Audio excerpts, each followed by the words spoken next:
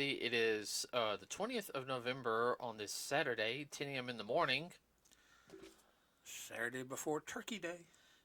Sorry about not having a podcast the past 2 days, everybody, due to the fact that, one, well, Dad wasn't feeling good on last week, so sinus problems. And trying to do a podcast on my own, I just could not do it. And we had one of our other cats passed away. So 19 years old. yeah, we got old animals, everybody. So yeah, Old. yeah. So after we buried him, we did not we were not up to doing a podcast. It just kind of took it out of us, and the other animals were kind of clinging towards us. You think? Yeah. Anyway, on happier notes, everybody. So on Thursday, we went and saw Ghostbusters Afterlife. Now there will be spoiler territory in it near, and I will say when that is. If you haven't seen the movie and you want to go see it, I'll sit there and say we'll end the podcast here due to spoilers and everything. All right. Um, Real quick, give you guys just a little bit of the. This is first things first. This is not the 2016 film, even though I have not seen it. I don't really know if I want. I know we probably need to watch it. But just from the clips, It's like taking castor oil. Hold your nose and do it anyhow.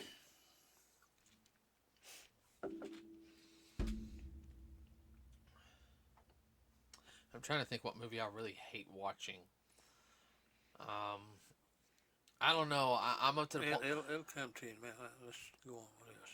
I just want to sit there. We're on a good roll. I know. Well, let me finish. Okay. I think I want to go watch. I'd be more inclined to watch A Christmas Story than that one. Okay, so yeah. Now, if you guys don't know, Ghostbusters Afterlife has kind of been in limbo for almost 2 years now. In fact, it was close to 2 years that the trailer dropped. Then Bob happened, and yeah, it was in limbo for a while. Thank you, Bob. Yeah, thank you, Bob.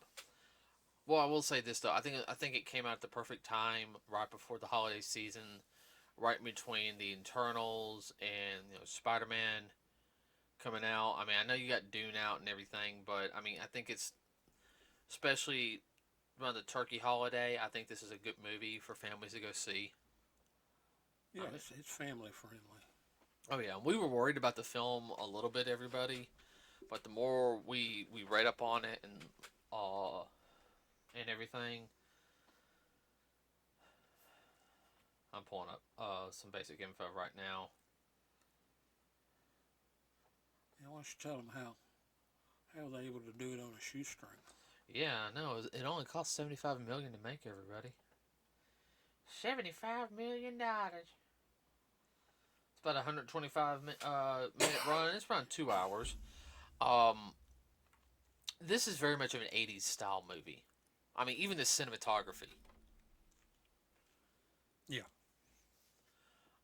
It's got the lightheartedness in my opinion, but it has the story. I know some people have complained because I was listening to a couple of reviews today. Well, yesterday. Well, on Friday, everybody. While finishing up that work project I had to finish. Oh my gosh. Um, they were, and this is like your hardcore critics. These are readings from theirs. Basically sit there and saying that it plays too much on nostalgia. It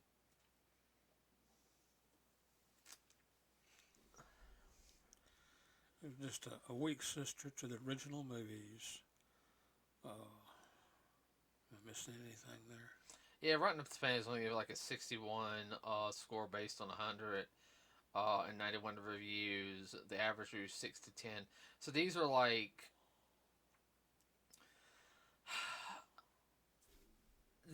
these are basically people who are mad that they're saying that they went back to and they just redid the first film, which they didn't. Uh, they sit there and say basically, well, they erased the 2016 version, which I can't give a a thorough review on that one because I haven't seen it. But from the clips I've seen, I'm not impressed. Um, And it is a reboot. well, to me, it looked more like a parody of Ghostbusters, where Yeah, it could be classified as that. I mean, all right, I can sit there and say this. This is the only thing that bugged me. It's like all of a sudden, oh, we just didn't make a proton pack. We got proton knuckles. We got proton mini, two-handed guns, and you're sitting there like, wait a minute. All of a sudden, you're just creating this type of stuff that's like, like with ease. Like the proton packs. There's like these are experimental. This energy here. Da da da da da. You just can't get the type of material to build that stuff like that. So I mean, that's me. Um, Actually, like to me, it was like out of another universe. yeah. Well, we'll discuss all about that. Mm-hmm. I do know one of the what's his name? I'm looking up the actor right now. The boy, Finn Wolford. He's actually from Stranger Things. Yeah. Uh, hmm? Yeah. He was Trevor. Phoebe was McKenna Grace. She was 13 when she made that film.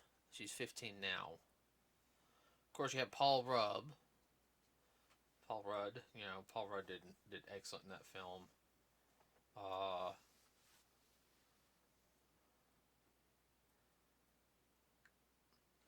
I uh, like him as an actor, anyhow. oh yeah, no, I know. This fit him, in my opinion. Mm-hmm. Celeste O'Connor was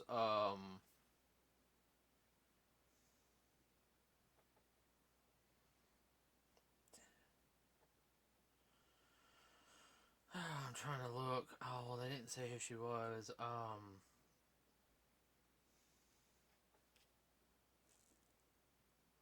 They're trying to say Phoebe's classmate. No, she was not Phoebe's classmate. That was supposedly the supposed love interest for Trevor. Uh, she's actually 22. Hmm. Yeah, Trevor's I think eight.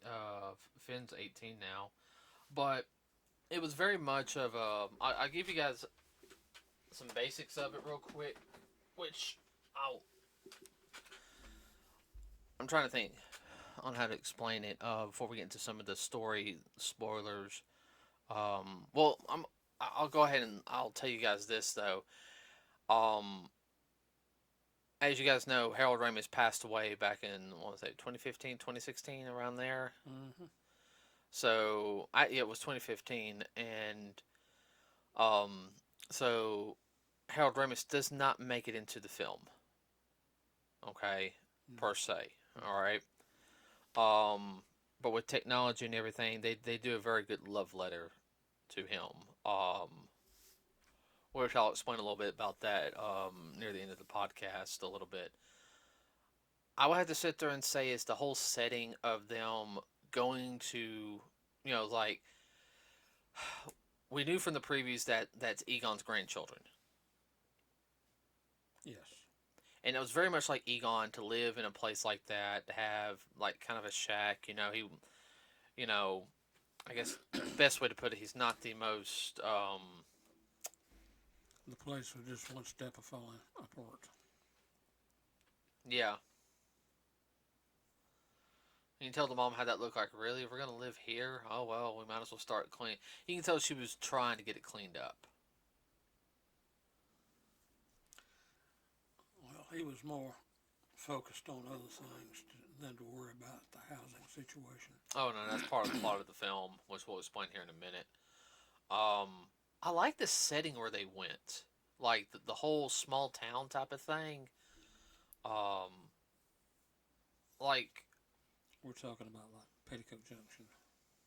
that Well, people would not know what you're talking nah, about. Nah, I mean, I didn't say, oh, I mean, I do. This would make Smallville like a growing metropolis. Thank you. That's the best way to put it. This will make Smallville everybody. Look like New York City. Yeah, I mean, there ain't nothing out there. But the setting for the whole entire film was, and it wasn't run down or anything. I mean, you could sit there and tell it was supposed to be classified like old Midwestern mining, former mining town and everything. Um, but it wasn't like how y'all doing and everything. I mean, and I think It was rural. Yes, I mean it was out in farm country because they had wheat fields and they had corn fields and all. But well, you could tell the people were working the land. They weren't not. well, the one thing that I really liked about that whole thing is usually when Hollywood does films like that, they're usually a bunch of backwards hicks. They'll have the inbred guy.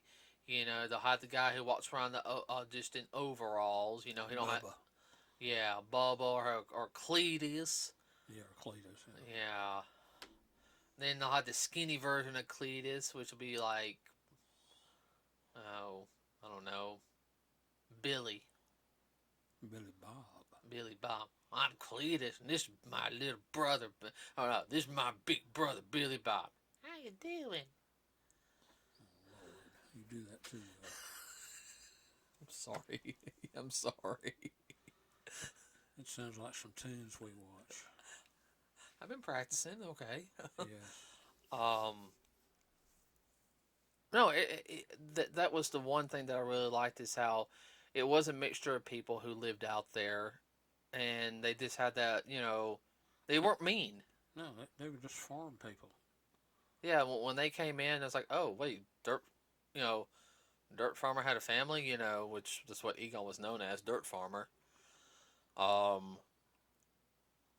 but There's a story behind that. yeah, there's a story behind that. Which you find out throughout the movie. It doesn't really come out to the end of near the end of the movie, but the biggest thing is though everyone just treats them nice, and that was something I think I really liked. I think it was Ivan Reitman's son. Yeah. Because Ivan Reitman produced it, and his son. Let's see. I know. Directed, didn't he? Yeah, Jason Reitman directed it. So, I would have to sit there and say that it didn't make you feel stupid. That was something I really liked. Does that make sense? Yes, definitely. And like I said, everyone, this is an nod to 80s films, and there's a lot of films from like the 70s, the 80s, even early 90s that were really good that were done in small towns like that. I mean,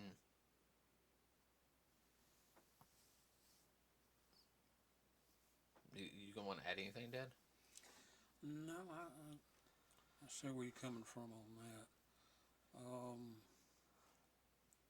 Some of it had feel like, well, that small town feeling. Well, one that's real popular this time of year, a lot of people, Gremlins.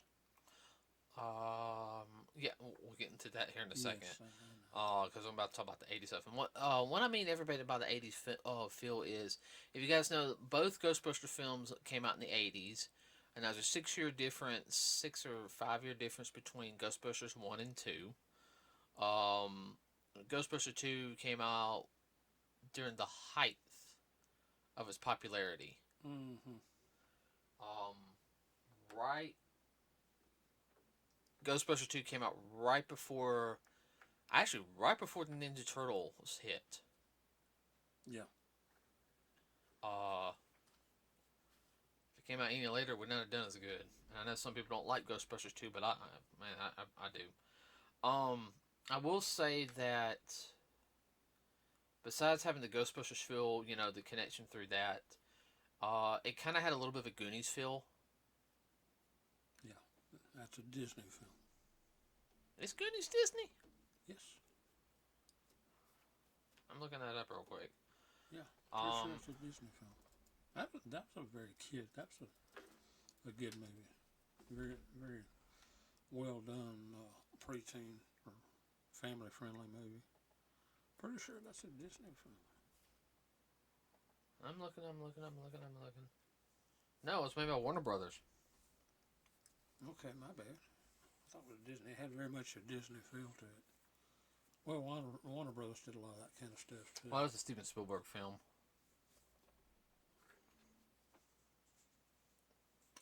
I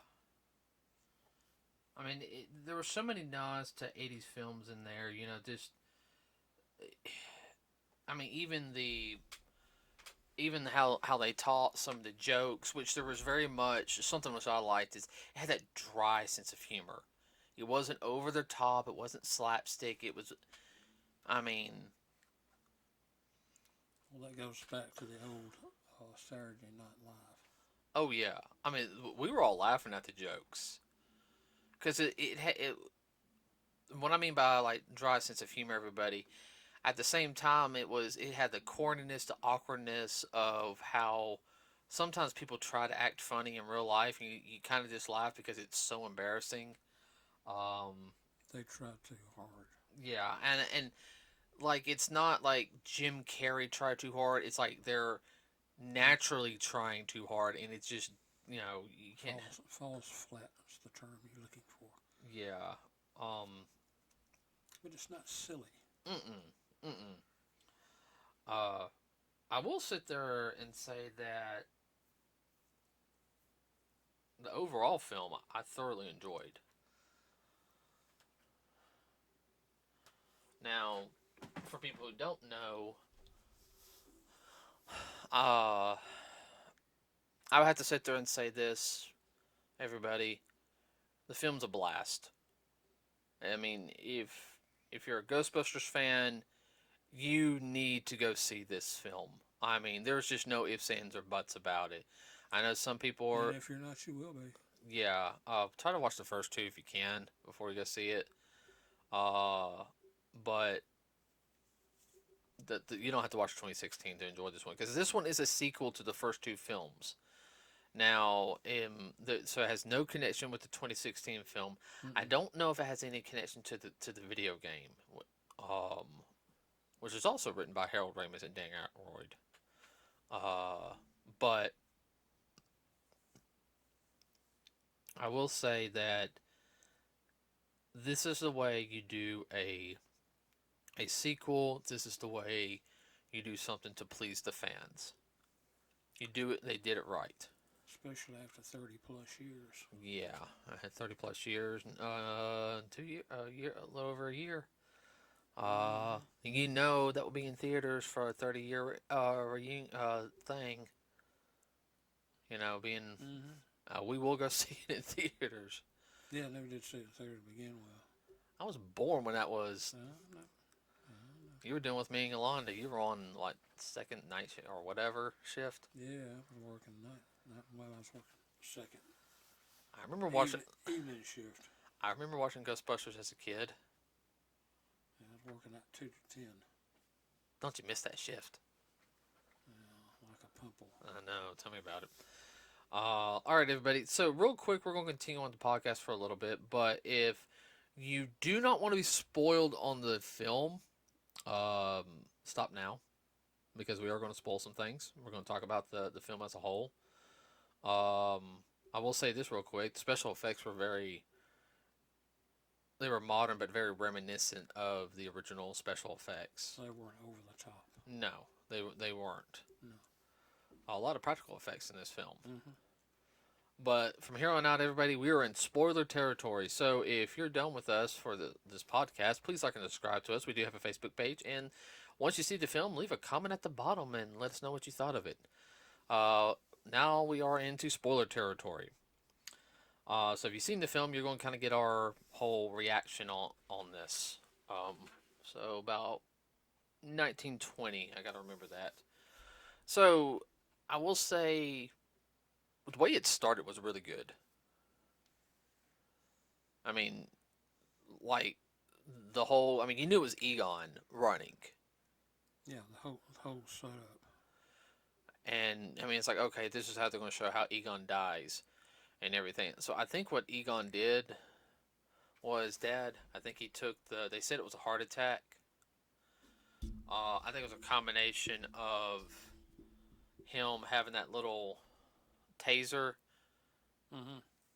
doing that, and I think he inadvertently, when he shocked he got some feedback and got scared and had a heart attack. Could have been. Combination of everything, because I mean he wouldn't have been young. No. Yeah, he'd be pushing his 60s, Older than that. about 60s, 70s. 70s. I'm lowballing now in the 60s. Okay. Um, Because Ernie Hudson's the youngest in the group. no, he's not. He's not. He's not. He's actually the oldest. Okay. Ernie Hudson's in his mid 70s. Okay. He looks good. Yes, he does. No, the whole thing of, like I said, how they showed the different dynamics of the characters, how Phoebe, how she was very, She's an introvert. oh yeah, she's very introverted. She's very much, she likes science. She's not stupid, but she's not a super genius either. She just can't figure it out like that. She does have to be shown, which is something I liked, but She's still learning, but her ability to learn is a lot greater than that of most 13-year-olds, 99.9%.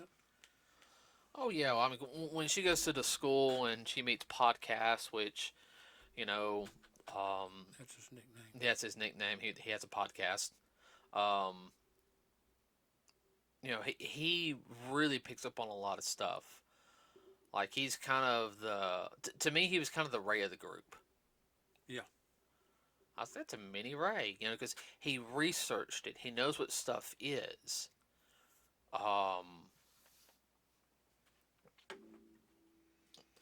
He's learning all the time. He applies himself. Oh yeah, no. Sorry, I got an itch. I mean, with her, it kind of comes kind of natural. Well, like when they meet Paul Rudd's character, who's a seismologist, is that? Yes, he's a seismologist by trade. And he was studying the earthquakes and everything, and he explained in the area. Right, because this is a normal earthquake. This is a well, let's see. This is a volcanic earthquake. This is a tectonic plate shifting earthquake, and this is what's happening here. And they don't fit either one of them. So what's going on? And he said, there's no there's no volcanoes, there's no tectonic plates. Why is this doing it on it? So you know, he was trying to solve the mystery, and then he finds out. You know, they bring the. You know, they start talking. Okay, you know, and eventually, you know, she sits in the chair Egon died in, and the chair moves, and it's like, find the trap. No speaking. She finds, of course, the ghost trap, and finds his old basement. No. She finds the trap, takes it to school, and then finds out about her uncle, her grandfather. I love the nods to some of the stuff that Paul Rudd got to do. Is, you know, he makes it. He's like, I know you guys don't want to be here. I don't want to be here. Here, watch Cujo. You know, and I love how he talks about VHS. He goes, seems this school still runs on VHS. I wonder how many people have been in the audience like, what's a VHS? Yeah, well, that's definitely 80s. Oh, I just love the fact is when they had the ghost trap in there, they were playing Chucky. Yeah. Child's Play. I found that funny, everybody, because the night before we watched the film, we were catching up on Chucky.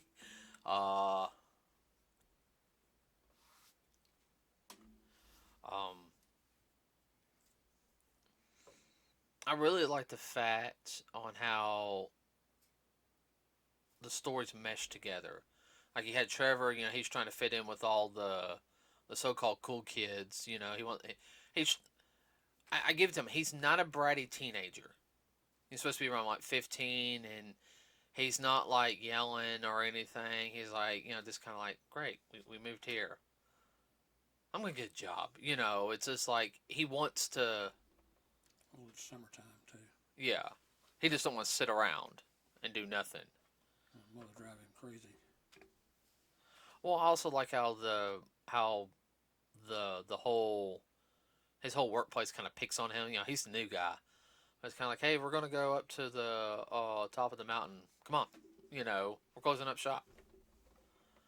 And how they all let him just, you know, it's like, hey, you're the new guy, so yeah, we're not gonna, you know, we've all been there. So they all pile up in their trucks and whatnot. And go for a road trip. And then that's one of the first sightings of the ghosts. Uh,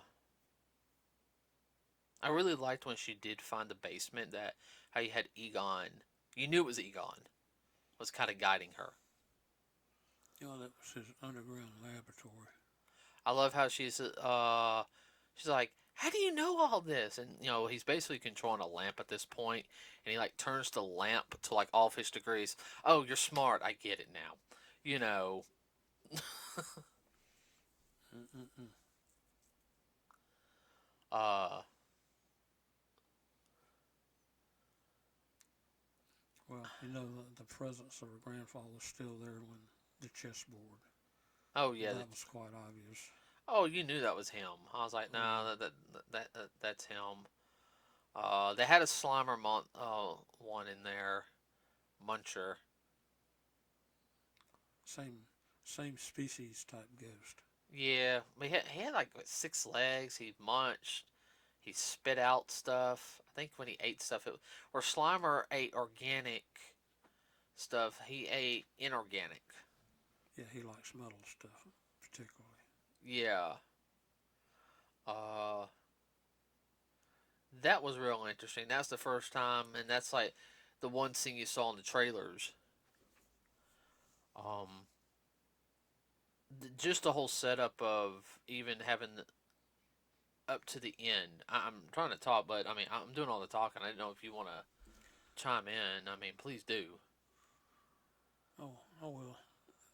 Of course, they retroed and they found the. She found the trap, and then she took that to school, and then she got down into her grandfather's lab and found a proton pack, and he helped her tweak it. Uh-huh. I remember that. Fix it up. Of course, I mean the thing. I mean, it's not just a little backpack. I mean, the thing is like, oh my God, you know. That was a funny scene when she actually puts it on, and it's pretty much as big as her. Yeah. And I love how the fact that podcast had the old like the goggles that Ray had. Yeah. And you know she fires it off, and that was the one thing I liked. Also, is that unlike the which I have seen the 2016 where I can't it's the girl from who was in Mike and Molly. You know who I'm talking about. Yeah. They had her. You know when she turned it on, they did the old hose gag like where she's like ah you know and all this. You know what I'm talking about, Mm-hmm. like the cartoon hose gag. Yeah. They didn't have that with her, and I mean, I liked how the fact is it showed that she was having problems controlling it, but they showed how destructive it was too. Like this is not a toy. It's not a toy. You can hurt people with this Easily. Did I hit it? You destroyed it. I know she hit. I mean, she molted. Disintegrated it. It melted. Melted. Oh, I kind of. It made a flamethrower look like a match. The one funny scene I will sit there and say is when both of them go to get taken home by Paul Rudd's character, Mr. Goober, and they see, you know, because podcast is like, well, oh, this is cool, you know, he's like looking up stuff, you know, with them, and Paul Rudd's character's flirting with her mom. I mean, they're like doing this awkward flirting, like, oh, you know, and all this other stuff, and both of them just have that look like, what the hell am I seeing? You know, they're supposed to be like 13, about to be 14. Yeah, 12, 13, 14. I don't know, like, do I need to see this? And it's not, it's that awkward flirt, everybody, when you find somebody you kind of got that attraction to, and you both try to talk, and you sound really dumb. Uh, Like 11 or 12-year-old. yeah, and That's it's what made it funny.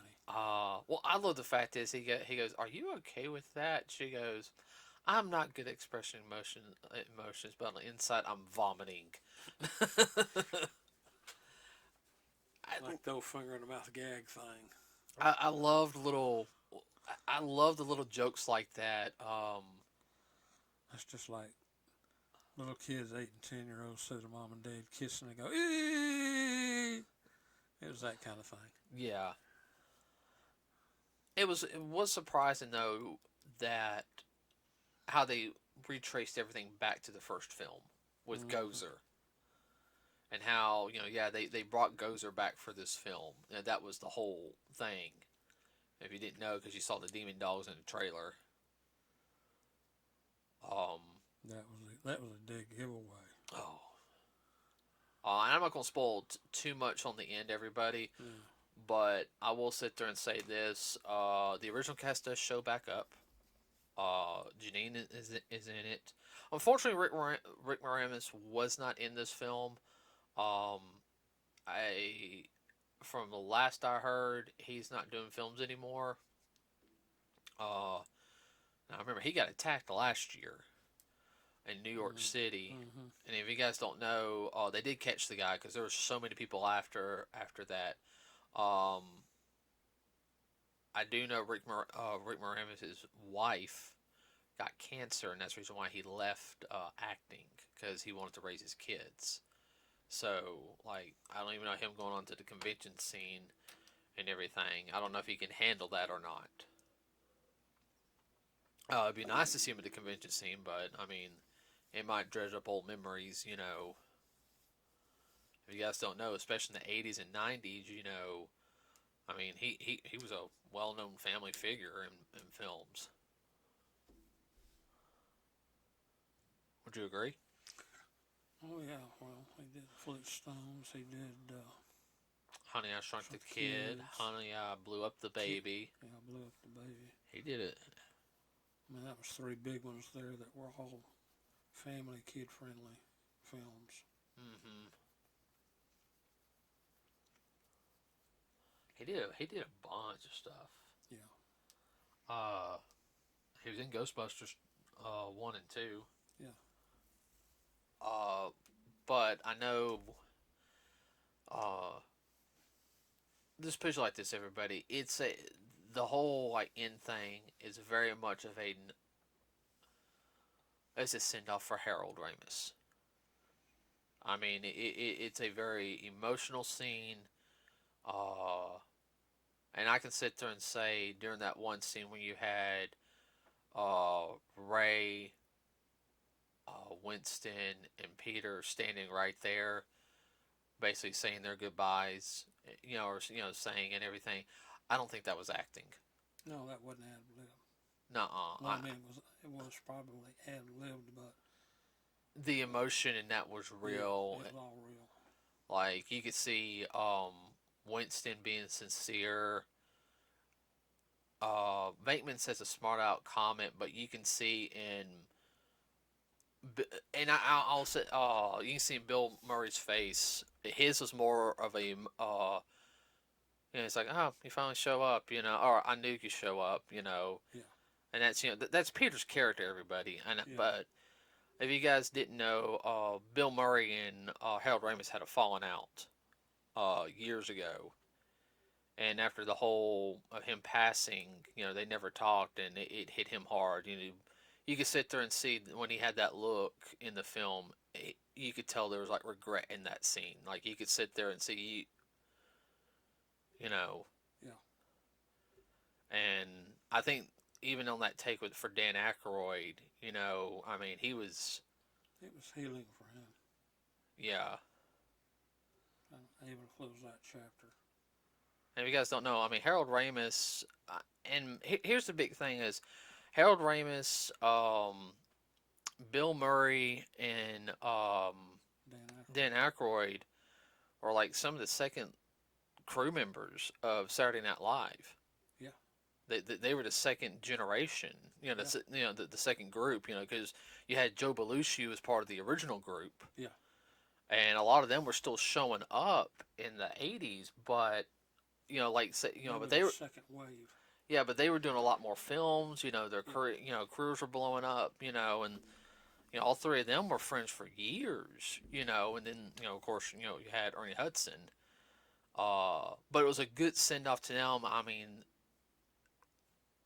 I would have to sit there and say is no one character in that film outshined anyone else. It was such a good melding, in my opinion, and I wish more films would be like that. Now I'm not talking about like the superhero films, they're superhero films, okay, and I love them, okay, but I wish more movies would also have that kind of feel that we saw on Thursday.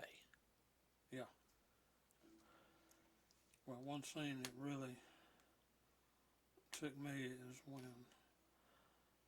uh, they showed Winston. He was a self-made man and worth mega millions. He had companies all over the world and whatnot, and he was literally taking care of Ray in his bookstore. Ray in the bookstore. He said that'll turn a profit one day, but he basically sit there and it's like he wasn't worried about it. Wasn't worried about it. He goes, it's chump change. I'll help Ray. Ray's an old friend, Yeah. That's my broski. Well, he sat there and said that, and in this one scene, this is the end credit scene, everybody. And we can actually vouch for this because this has been at the Alabama Phoenix Festival back in 2011 or 12. Yeah. When we met him. When we met him. We didn't get to go talk to him personally, but we were at his panel. He sat there and said Ghostbusters was his first major acting role. And everything he says right there in that scene, he meant about Ghostbusters. Because he sat there and said he had to think of his kids. He was a single dad with two sons. He's working hard to give them a good life and everything, because he said that's my responsibility. My responsibility is towards my family, towards my sons. And I think he was between jobs too. Yeah, he was between jobs. He went out for it, and he basically sat there and said, "In some a do or die situation." Yeah, he said, "I had it." He goes, "I needed it," and he just basically he didn't sit there and give a sob story or anything. He sat there and he didn't say word for. Thankful. Oh yeah. He basically sat there and said, "I'm gonna tell you why you need me for this. Why you need me to have this role, or you need to give me this role."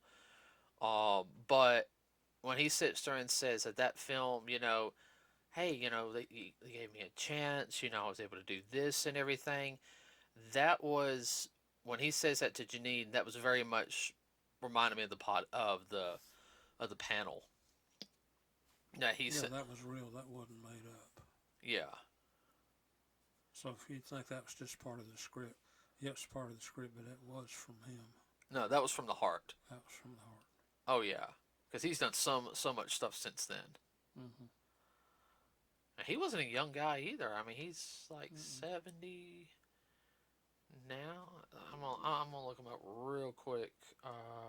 He's 74 or 5, right along in there. Yeah. 75. Wow. So he was around my age when he got that role. Mm-hmm. Oh, man. He didn't. He's in good shape, too. Man. I mean, for a 70-something-year-old, he's in real good shape. Mm-hmm. Bill looked better in this film. Bill Murray. Yeah. He did. You can tell he's aged, but he didn't look as bad as he has in, I think, like two years ago or so, a couple years ago. He didn't look that good. Rolled up hard and wet. Dan Aykroyd looks good. Yeah.